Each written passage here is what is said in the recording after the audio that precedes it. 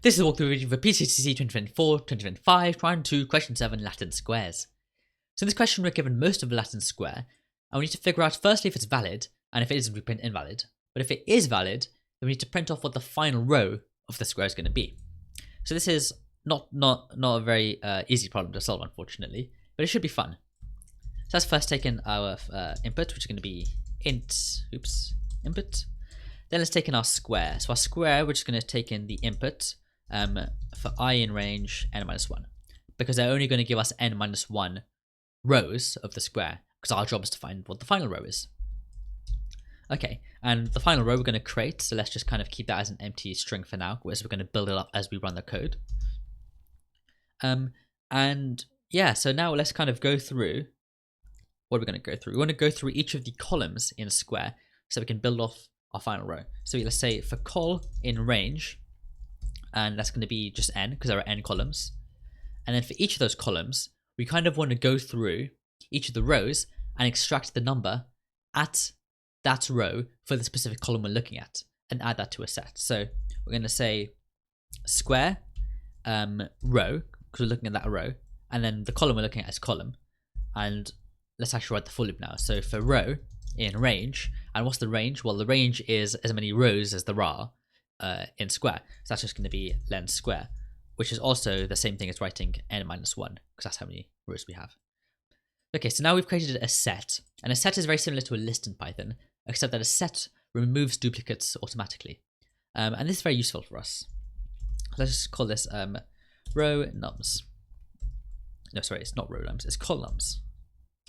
So it's all the numbers in a given column. So it might be like 1, 2, and 3, or it might be like 2, 4, 1. So it's all of the numbers in that column.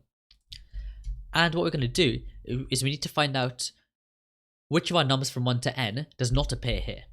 And that's going to be the number that's going to appear in our final row.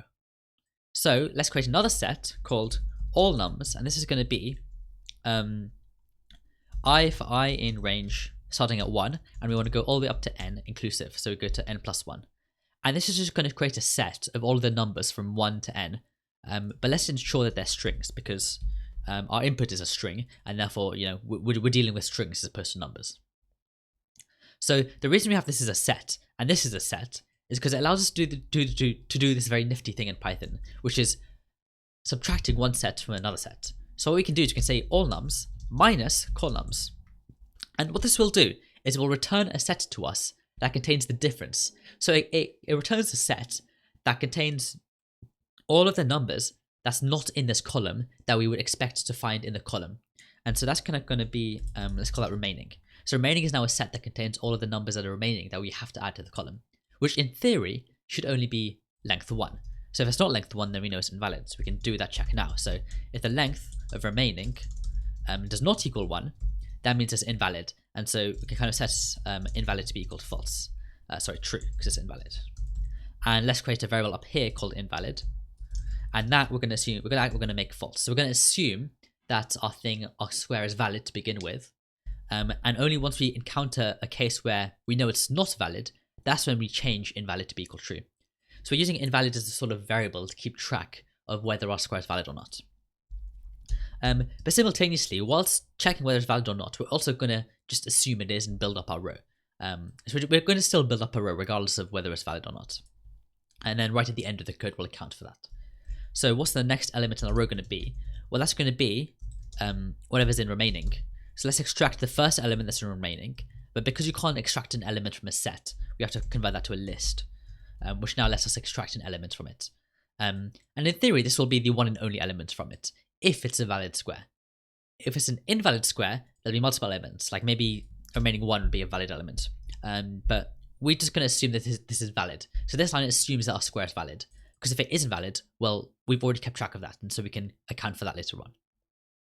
So this builds up our row correctly. So now we've done the checks on the columns, right? Because this does all the checks on the columns. Now we should do the checks on the rows.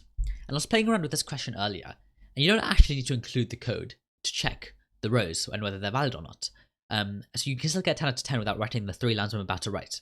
But you know, for the sake of completeness and actually solving the problem, let's write the lines. So let's go through each row. So let's say for row in square, if the length of the set of the row. So again, set removes the duplicates. So if you're removing all the duplicates, in theory there are no duplicates. So if you're removing all the duplicates, then in theory, the length should still be equal to n, right? Because it should contain all the numbers from 1 to n, and there should be no duplicates. But if there are duplicates, then the length of this is going to be less than n. And therefore, if it's not equal to n, then we know that this is an invalid square. So we can set invalid to be equal to true. So this is the check for the rows that you don't actually need to do. You can still get the 10 out of 10 without this code. But for the sake of completeness, I think we should still include it.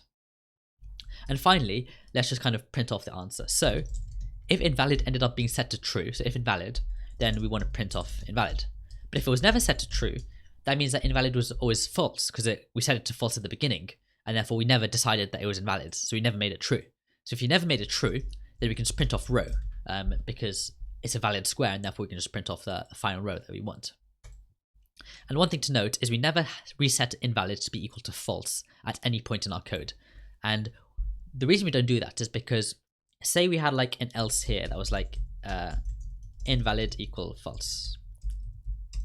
Well, this would overwrite anytime we found that it is invalid, right? Because once the square is invalid, like it's invalid. We're never going to make it valid again. It's invalid. And so we just want to keep it at invalid equals true. Now, funny enough, we did not get the points. So let's kind of figure out what the error was. Some cheeky live debugging. Oh yes, sorry. I printed row here. And row is kind of like the leftover variable from this. So I kind of messed up the row variable a few times. So we actually just want to print off the very final row, which is going to be square minus 1. That still gets us no points. Okay, let's figure out. Okay. It gets us no points because we never actually added the row to the square. So, sorry about that, but let's add square.append row. Okay, now it should work. And this is kind of demonstrates the importance of making sure you keep track of all your variable names, because yeah, otherwise we kind of hit the errors we just hit.